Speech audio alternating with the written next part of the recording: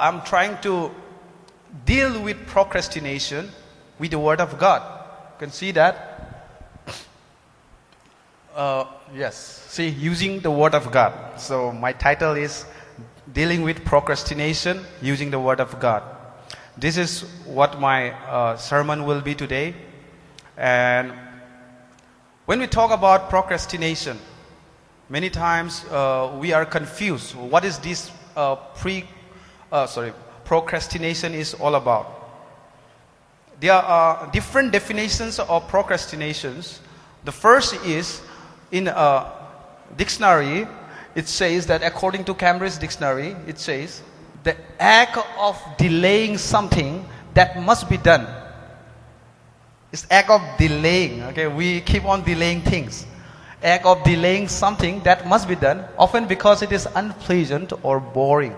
It is because of the unpleasant scenario, or it seems too boring. So we keep on delaying.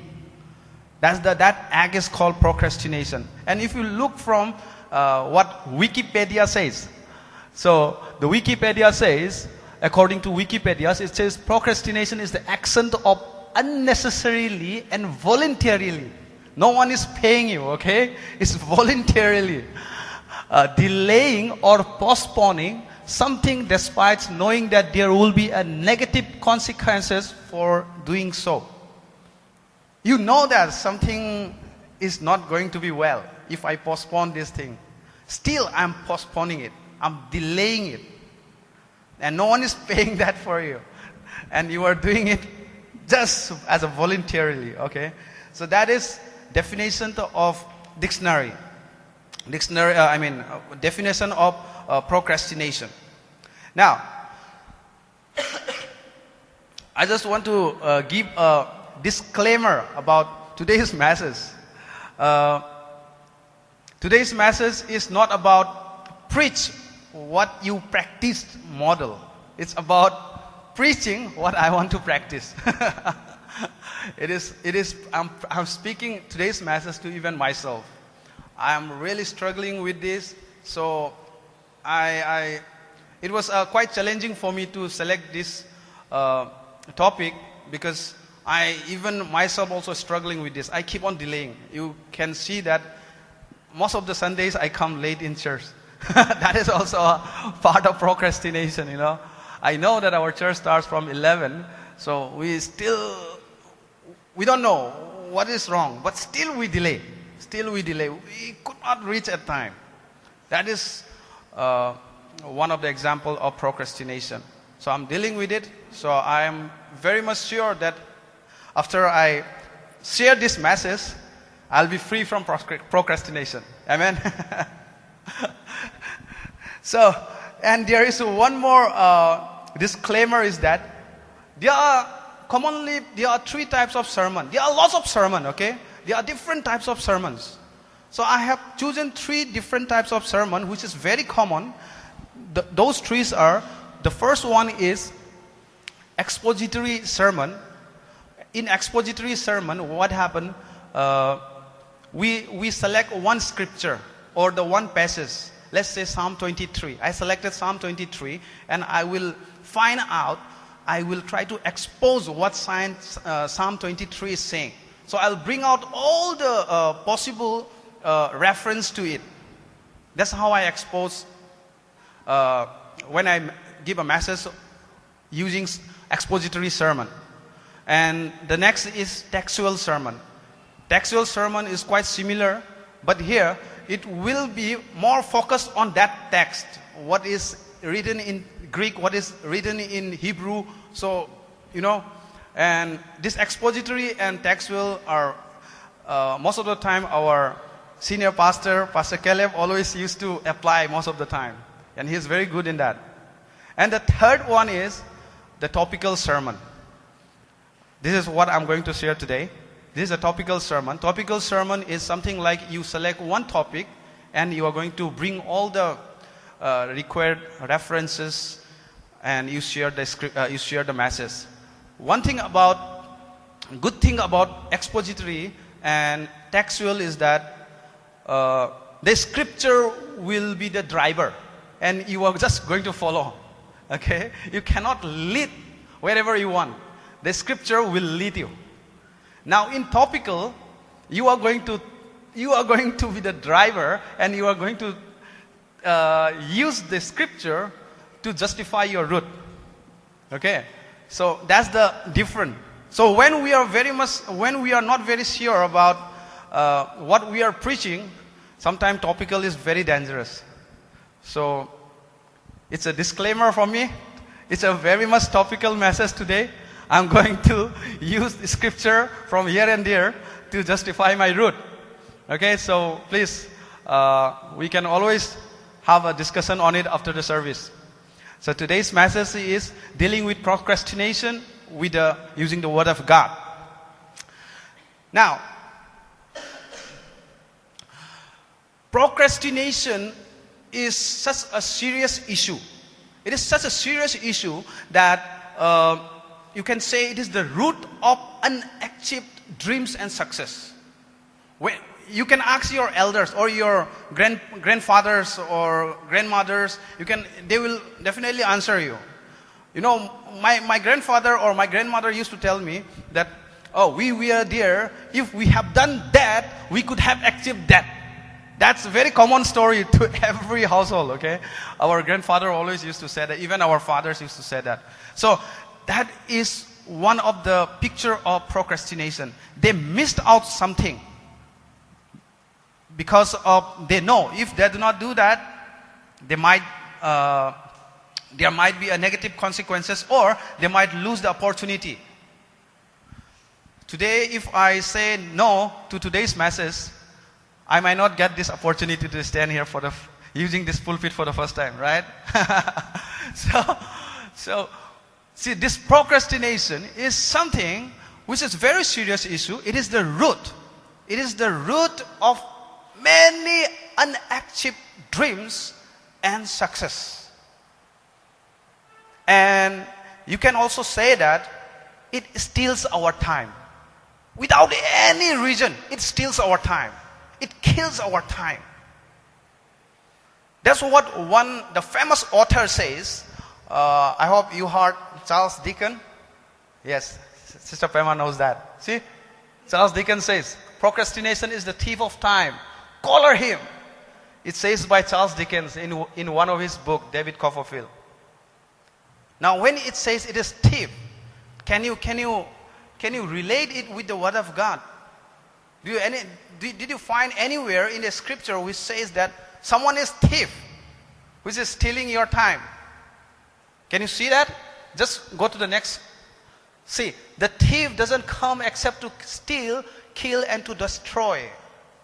Who is this thief? This thief is a Satan who is killing your time, who is stealing your time, who is destroying your time with no reason. We don't see any reason. For us, we do not see any reason. We are just doing it voluntarily. We are just wasting our time. But Jesus came to give us abundance of life. Many people argue this scripture, John 10:10, as it is talking about when you die or after life, you will have an abundant life. Yes, I'm not against them. That is also true. But at the same time, this stealing, killing, and destroying doesn't make sense after life, right? It's very much active when you are still alive. The thief can steal your time when you are alive. When you go to daddy's place, the thief has no control over you anymore. So I took it very seriously. When we are still alive, the thief still try to steal your time, kill your time, and destroy your time. We can take it into a different interpretation, but I'm looking this from the context of procrastination. So this is very much, clear that procrastination is just a picture of sin. You know something and you are not doing it without any reason, just postponing it and delaying it. That's a picture of sin. That's exactly James said in the book of James. It is written there. James chapter 4 verse 17 says. Now, the question is, what is this procrastination doing in our life? Sometimes it really works as a grave. It is a grave in which all our opportunities is buried. There are many opportunities came in our life. We just think that God will give and it will drop suddenly. And we don't work. We don't do anything. I'm not saying miracles doesn't happen. Miracle does happen. But we must do our part, right? We must do what we should be doing. So, it is a grave where lots of opportunities are buried. So procrastination is a very serious issue. We waste our time just watching reels, watching shorts. Just swipe. What do you call that one? Push up. Push up your what? Yeah, swipe up your mobile and see, watching a lot of reels, unnecessarily, a lot of reels. When you count all the reels, it will be more than 100 sometime, okay? So, it is a very serious issue. We watch movies. I'm not saying it is bad. It is okay. But without any reason where you are about to do something good and you are wasting your time, that's not good. That's killing your time. So now, one very serious issue about procrastination is it hides you from your true identity. It hides you from your true skill. When we are struggling with procrastination, we do not know what is your true skill is. If you do not do, you do not know, right? What skill you have. So it is very serious. Please don't confuse procrastination with laziness. They are very much different. Laziness is something which you really don't want to do because you feel so bored. That is laziness. Procrastination is something you want to do, but without any reason, still you are delaying it. Like, I want to come to church. I really want to attend our Sunday service here. Without any reason, I'm delaying it. That is procrastination. So, it is a very serious issue. It missed lots of opportunities in our life. I'm giving just one example of coming to church. Just think about your life. In our life, we missed out so many things because of procrastination. And we never think about it seriously. And it's a very serious issue. So, when we look at the reason why this procrastination is, bringing the main reasons why this procrastination is happening in our life. So I figure out two very common reasons. There might be a lot of reasons, so I figure out two very common reasons. The first one is, you can see, fear. The first one is fear. This fear is so dangerous, Let me give you an example. If you want to start, most of us are youth here, so many of us wants to start a YouTube channel. Just example, okay? Maybe an educational YouTube channel. That's very good. But we think that I don't have a good camera. Oh, okay, if you got a camera, again you will say that I don't have a good mic. I don't have a good lighting. I don't have a good. You want to be so perfectionist. That's wrong. Start with what you have. Okay? Start with what you have. We are so fear of the outcome that brings a lack of confidence. So, in your journey, you will automatically learn all these things. But if you do not do it, we will not learn it anything. Recently, me and Pastor, we went to one conference for 3 days conference. There, one guy said that 1 is always greater than 0. That's so powerful. It sounds so simple. 1 is always greater than 0. Your one step is so powerful than taking no step. Okay, so let's not hold back ourselves. Don't worry about the outcome. Let's beat this fear. Just go ahead because we are the child of God. Amen. So just go forward. Whatever task you have in your life, just go forward. Just go forward. Don't worry about the outcome. If you fail, that's fine. You will try again. You will try some other task. Okay? But if you do not do, that is still zero. That's the main point. And one more thing. The second is SOS, Shiny Object Syndrome. My pastor always keep on telling me, James, you have a shiny object syndrome. I heard these terms for the first time from Pastor Caleb. I never heard this before I met him. He told me that while making websites, I used to make websites. And he said that, okay, let's make a website. And then I found some other interest. Okay, let's do that. And after that, I found another interest. And he realized, okay, James, you have that shiny object syndrome. Many of us, knowingly or unknowingly, we have this issue. Just look at your own life, you will see that. If you are very much focused at one point, just look forward to it. Yeah, it's good to look many things, but try to accomplish one at least. If you touch so many things, you cannot accomplish any of them. That's what always happening to me. I could not accomplish many of them because I started a lot of things. So the best thing is, you finish one. One is always greater than zero, let's not forget. So if you touch many, see, multitasking is good, okay? But most of the time, none of the tasks is accomplished because of multitasking. So there is one beautiful quote from one famous guy who says that, see, Thomas Alva Edison. You know who this guy is? Inventor of light bulb. No? What he said? I have not failed. I have just found out 10,000 ways that wouldn't work out. So this guy is Thomas Edison. Thomas Alva Edison. Because of him, today we have light. This guy is the inventor of this electric bulb. He tried many times. He failed unlimited times, But he never gave up. He says that he found out 10,000 different ways. He knows that 10,000 different ways doesn't work. And that's so great, so amazing, right? So as we also start working on it as a child of God.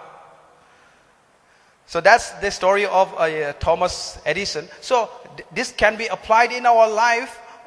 But if we do not do it, we're still stuck in zero. So let it fail, that's fine. You will not be a failure. If you fail, you will start again different way. If you fail, you will start. That's how you figure out your true identity, true skill. What talent you have. That's how you figure it out. Alright? So now, let's look what the Bible says. What the Bible says about this procrastination. A couple of Bible verses I have quoted. The first one is from the book of Ecclesiastes, chapter 11, verse 4. It says that he who observes the wind will not sow, and he who regards the cloud will not reap. It is taken from a New King James Version. Now, this scripture is more clear if you read on NLT version. See, what does it say? Farmers who wait for perfect weather never plant. If they watch over every cloud, they never harvest. This is from NLT version. The same scripture, one is from NKJV, the other one is NLT. That means if you are looking for just a perfect time, I'll get all the setup and then I will make my YouTube video, then gone. You will never achieve one. You will be always remain in zero. But if we start taking your step, then God is with you. I'm not saying if you don't take step, God is not with you. He is always with you. But don't forget, He is a gentleman. Our daddy is a gentleman. He will never pull your ear. He will say, start doing this. He will never say that. Okay, He's a gentleman. You have to align with Him. You have to, partnership with Him in order to take your steps. So, that's the thing. So, in the next scripture, which says, okay, here I have put that James chapter 4 verse 17. Therefore, to him who knows to do good and doesn't do it, to him it is a sin. So procrastination is a sin. Simple thing. If you are delaying something, if we are delaying something, it is a sin. And sin is a very serious issue. Our God doesn't remember our sin anymore. Why? Because He paid it at the cross of Calvary for you. He was beaten black and blue. For even your small sin, even for my small sin, we have to know that for this small sin, God, Jesus Christ, died for me. Yes, He do not remember it anymore because of that. Now what? So, should I continue to do that? The book of Romans says, Paul says, no, certainly not. So we have to understand that what is good and what is bad. So if it is bad, we should not be doing that. Because for that bad thing, Jesus died for us. He paid it. It doesn't come free of cost. We have to understand it. We have to respect what God has done for us. It's not a license to sin. That's what many people who are not from grace believing church, who keep on accusing us that you guys are giving license to sin. No, we are not giving license to sin. When we understood the true meaning of Jesus' sacrifice at the cross of Calvary, His finished work, which paid all the price which I have committed, we free from sin. It doesn't mean that we will continue to sin. So if you know that procrastination is sin, so we should be thinking about it seriously. So even small things, this is a journey. We should start thinking about it. But procrastination is not a small thing. We do not take it seriously, but it is a serious issue. Alright? Now, I have said 5 different reasons. No, not reasons. 5 different ways to get out of this procrastination. Because I have shared all about procrastination, the reasons. Now we need a solution, right? Everyone needs a solution. Now let's focus on the solution. Let's see what does it says. The first step we need to understand is set your target or set your deadline. Whatever task you have, whatever you have started, let's say you are still unmarried and you are looking to get married. You have a boyfriend or you have a girlfriend. Then set a deadline when you are going to get married. Don't make a relationship where you do not have a deadline. You are not sure about when you are going to get married. God knows. Come on, that's just I don't count it. You should decide. That's the purity of your relationship. You should decide when you are going to get married. Set your deadline. In any task of your life, set a deadline. It can be 1 month, it can be 2 months, it can be 1 year, 2 years, whatever, according to your situation. Set your deadline, set your target. That's exactly what Jesus did. See, Jesus said to them, my foot is to do the work, the will of Him who sent me and to finish His work. He knows when to finish His work. We can learn from Jesus. The next scripture, brother. I must work the works of Him who sent me while it is day. The night is coming when no one can work. So this is just a setting a target. Jesus knows how to set a deadline. He knows when His exact time is. He knows when to finish all His work. So we should also learn from Jesus that how to set our right time, the deadline, the target. Then only we can go forward. There is one a famous historian. His name was Parkinsons, C.N. Parkinsons. He's a British historian and an author of like 60 books. He found out one law. It's very interesting. I have shared here. Yes, it's called Parkinsons Law. This is not a Mosaic law. Okay, this is not a judiciary law as well. It is just some small scientific law. It says that the more effort, the more time you will take, the lesser effort it will be. That means,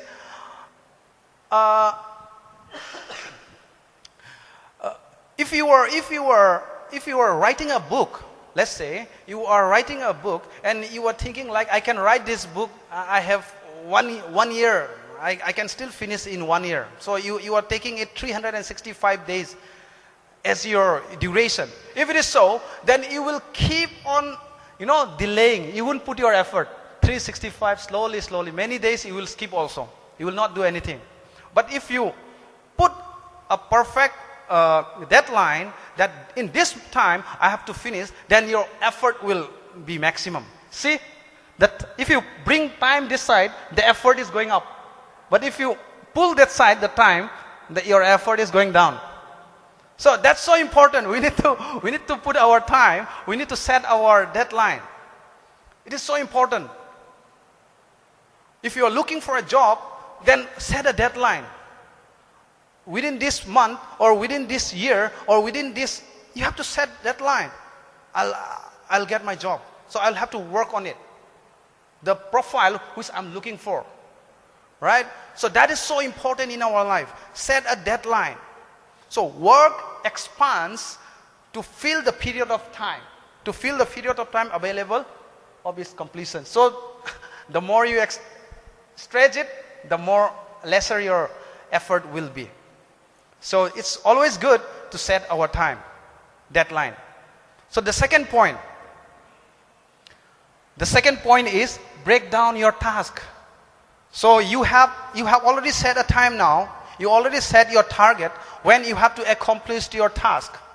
Any task, okay? I'm just repeating it again. Any task. It can be your wedding, it can be your job, it can be your YouTube channel, it can be your writing a book, or it can be your anything. Okay? So the second thing you need to do is break down your task. Yes. The scripture says, David says that, direct my steps by your word, and let no iniquity have dominion over me. See, David put his steps with the word of God. He put his words, he put his steps to the Lord. He surrendered everything. That means he's taking that small steps.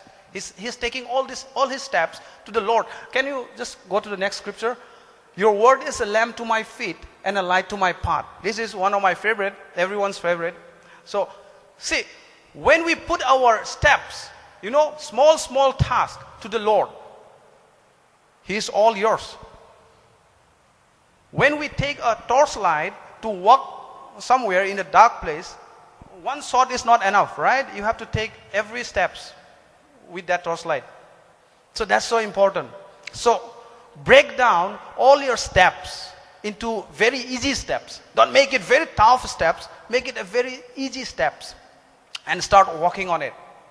You remember Jesus left 99 sheep and find one lost sheep, right? So what does it mean? He left 99 to find one.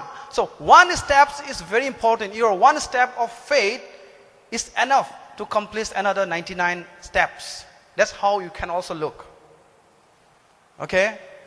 So the next scripture is in Psalm 37, it says that the steps of a good man are ordered by the Lord, and he delight in his way.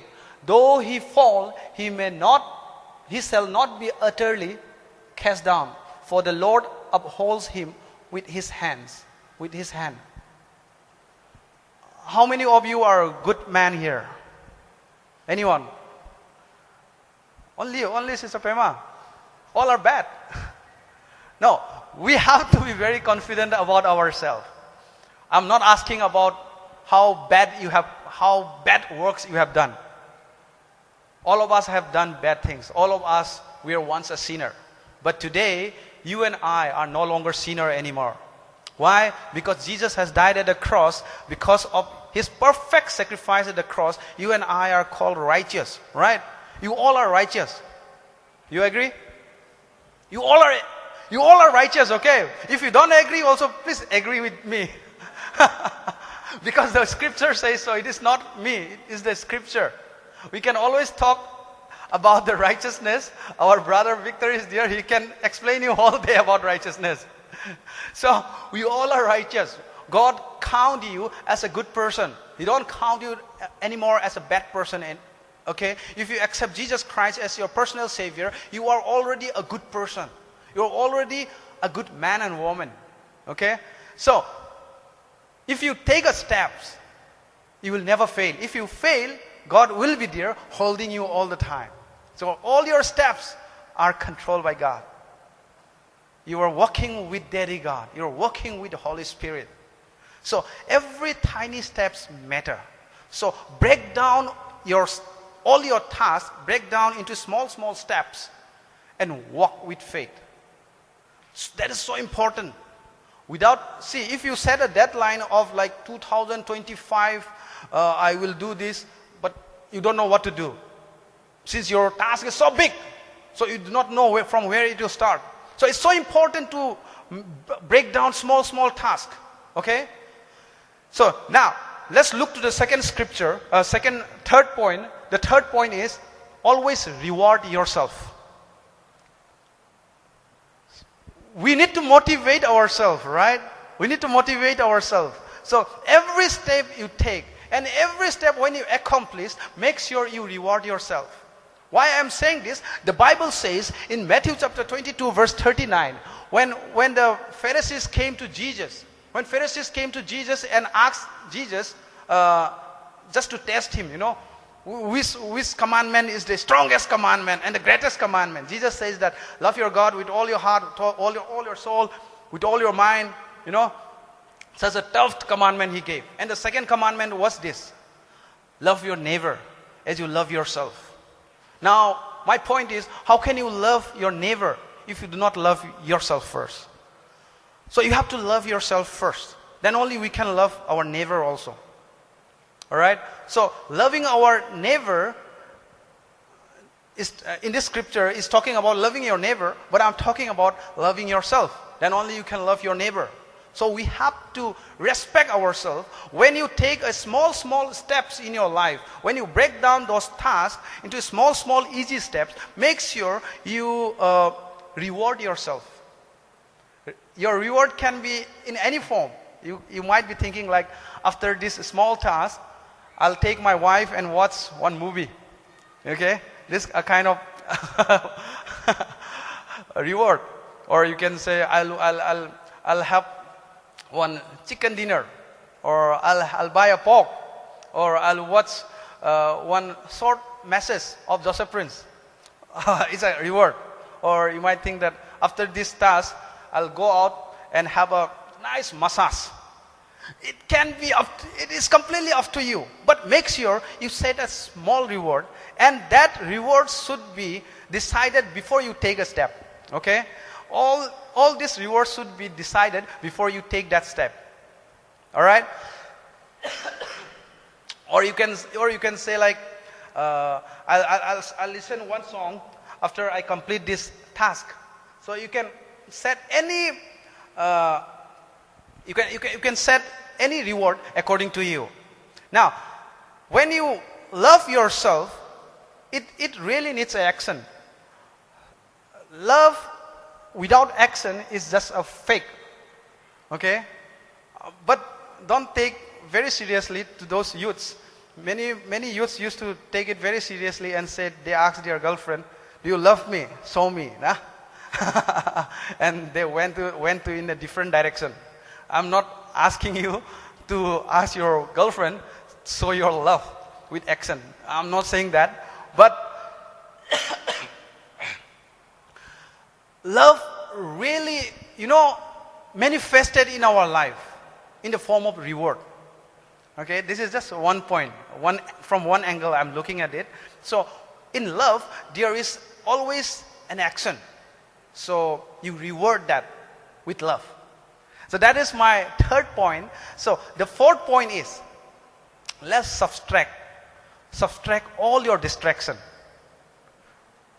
You know what is the distraction in your life in order to achieve your task? It can be any distraction. Just subtract.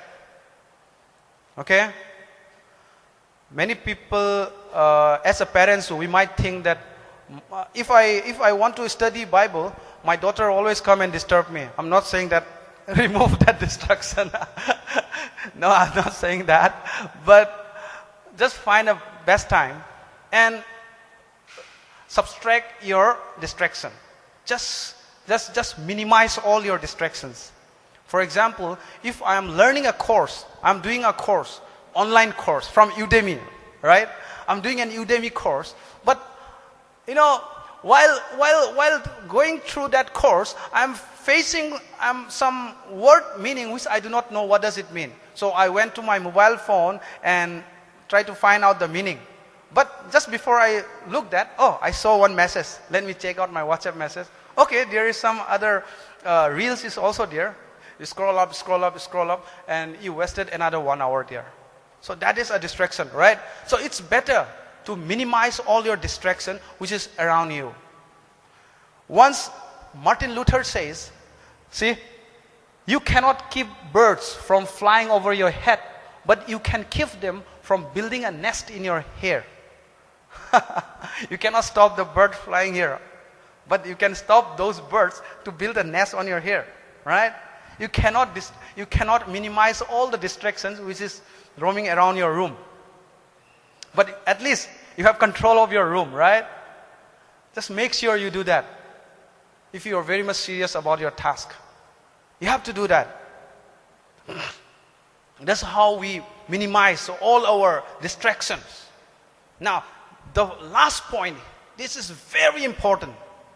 If you missed out all 4 of them, still okay, but this 5 is very important. This is 5 is start living in your identity.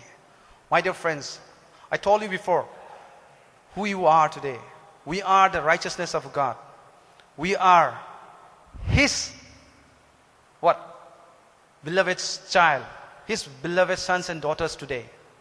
So let's not forget that. Let's live in that identity. Let's not live like a slave. Let's not live like an orphan. We are the child of God. Let's start living on that identity. Can you imagine if a lawyer, he got a case, he's going to speak before the court, before the judge, and he think that he just delayed. I'll go after half an hour. When the hearing is over, can he go back again? Can he go there? No. Imagine about a doctor.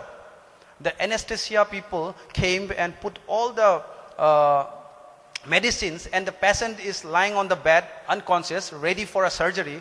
Now doctor is lying on his room and just chalo half an hour ke baad, ek ghante baad. Can you just imagine what will happen? It's gone. The patient will be gone, right? So you cannot delay because they are very much serious about their profession. Those are their identity. Doctor was their identity. The lawyer was his identity. Today, what is your identity? Our identity is what God has designed for us. His workmanship, right? His workmanship is our identity. That's what the scripture says. So Ephesians chapter 2 verse 10, it says, "For we are His workmanship, created in Christ Jesus for good works, which God prepared beforehand that we should walk in them." So, what is this workmanship? Our pastor keep on sharing about it many times. Many of you have heard it like 10, 40 times. So, workmanship is just a poema. See, workmanship is a poema in original Greek. Poema comes from the word poem, which we write a poem. Poem cannot be your worst effort. Poem is always your best effort, right? You write poems which you put your best effort and the outcome is so nice. All right? It is just like a beautiful fabric for a raw garment. All right? So, you are the workmanship of God today. I am the workmanship of God today. Amen? So let's believe that you and I are the workmanship of God. What is this workmanship? Just to sit idle and waiting for His miracle? No. For good works. You have to walk out. You have to work out. Now, this working out is a fruit, Working out is a fruit. You will work out, that's why you will become workmanship. No, that is completely wrong. You are already the workmanship of God because you believe Jesus Christ as your personal Savior. That's why you are going to work out. Alright? You are going to bear fruit. That is so important. So, whatever you have decided in your life, how to beat the procrastination, you have taken all the steps. See, I have recapped all the steps here. Set your target. See, all of them, set your target, break down your task, always reward yourself, subtract your distraction, start living in your identity. So you have to, take it very seriously. If you have taken it, your step. But always take your first step in faith. Because 1 is always greater than 0. Alright? Let's all look to God in prayer.